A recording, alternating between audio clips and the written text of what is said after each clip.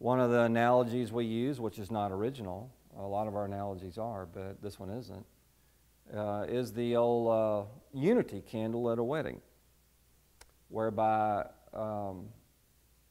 when you come into the wedding, 2 individual candles are lit.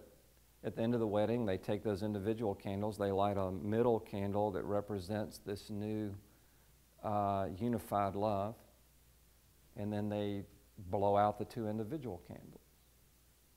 Well, really, if the unity candle was done emotionally the most healthy way, it would be that they do light the middle one for what they're going to unify with, but that they keep the other 2 burning so that you stay you and you stay you, rather than losing yourself in each other.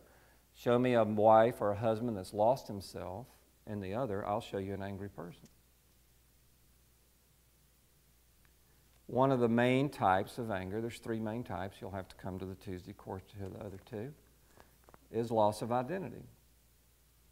It could be something as simple as that you're a person that likes to go to the gym and work out, and now you're married and you have children and you don't have time. And underneath it, you'll begin to be angry about that, loss of identity.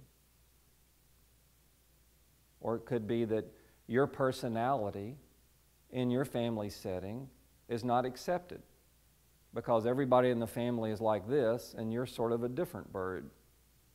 And so you have to conform, and in that conforming you lose your identity. You show me that person, I'll show you an angry person. So some of us give and give and give ourselves away. But often people who do that are really not giving like the Lord would give himself away. They're giving to get something back. So in essence, all they're giving is still looking for happiness out here. They're trying to pull the right trigger by giving, so that the boat with a bounty full of happiness will come into their dock. But that's not how the Lord would teach us to give ourselves away. That is, once again, the volume turned on a basic good concept turned so high that the person gets lost in the process and therefore is an angry person. Some of us can even go so far as to be have a victim mindset. A couple of examples of that would be, if the kids would help more around the house, then I wouldn't be so worn out. That's a victim speaking. If my spouse was less angry, then I could open up. That's a victim speaking. If my boss wasn't so critical, then I would be more productive. That's a victim speaking. Things done to you. It begins to absorb and to become a predominant way that you talk, what's done to you. And if you don't know that, that is a major playing card of a victim mindset. What's done to you.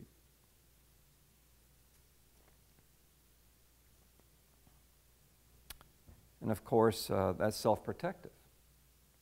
If he hadn't done this, then I wouldn't have done that. That's self-protective. If they would do this, then I would be this way. That's self-protective. The Lord in and of himself is happy. The Lord in and of himself is love. And the Lord lives in you. So with self-protection, we can sink into the world of me. Build our walls high enough, we'll sink into the world of me. Now, Nate is obsessed with Finding Nemo. So I have seen in recent weeks Finding Nemo a whole bunch of times, which I saw years ago and loved the movie. And one of the things that I would think would be true in the world of me, self-protection,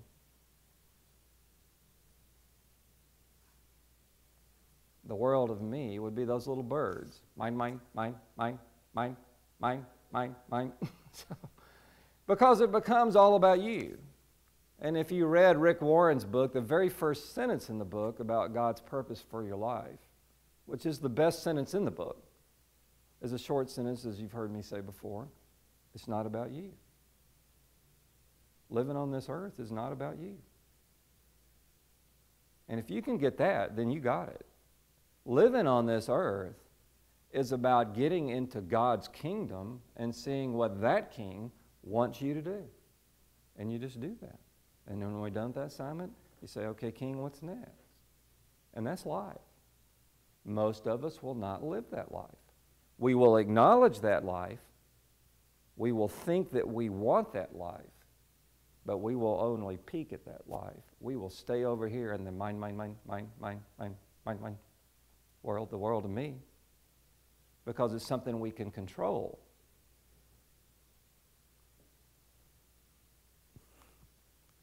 It is. Because over here we're going to be a little bit out of control. The king's in charge. It's going to threaten us. Self-protection breaches the gap.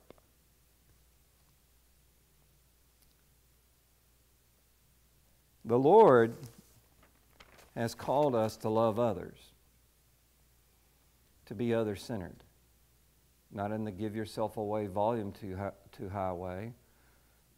Don't turn to it. But in 1 John 4:11, he says the pivotal if-then, basically type verse, but it goes this way. Since God so loved you, you would think the flip would be, and I know you know this verse, so you ought to love God. But it doesn't say that. Since God loved you, dwells in here, full of happiness and love, stockpiled. So you ought to love one another. Out. Go out. Give it away. That piece of research had it right. That finding love in life is not about getting to the right people so that those people will love you. It's about learning how to give it away, which is not very acceptable in the world of mine, unless you give it away in order to get return all the time. A ping pong match. I'll give it away as long as I get it back. I'll give it away as long as I get it back in this little protective world of mine. But that's not how Jesus did it. Jesus gave it away. And that is scary as all get out. I don't have any self-protection around it. In John 13, don't turn to it, you've heard this verse, that the world will know you're my disciples by how you love one another. It's out again. It's out of the bag again. It's not over here. And it's our mark. As opposed to other religions in the world or secularism here in America. It's our mark. How I love Marie or Sterling or Rick is the mark of the church. It's the mark. The world will know that you're mine, and it even goes further to say the world will know that I even came by how you love one another. It's our mark, it's His will, it's His path. And He knows by that you'll be blessed and happy. If you would, turn in your Pew Bible if you have one. There's some around. Page 798 to 1 Corinthians 13. The famous marriage, among other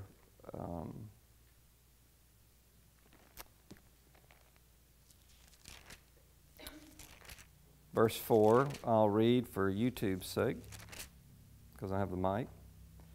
And the funny thing is, hidden right in the middle is sort of the key to today. But it's usually not the thing that's most elaborated here.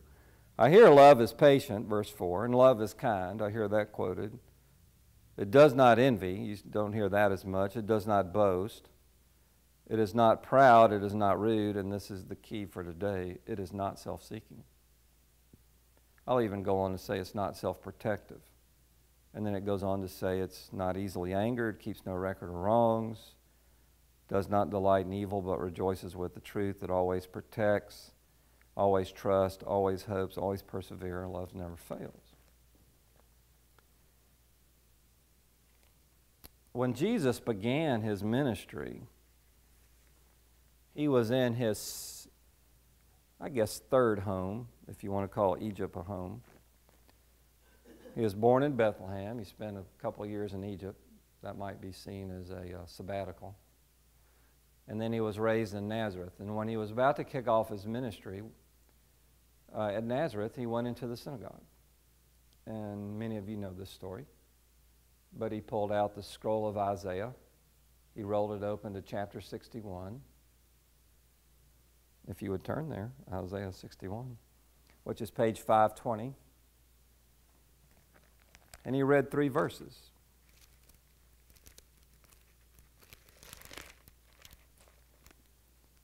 And keep your Bible there, because we'll stay in Isaiah just for a second.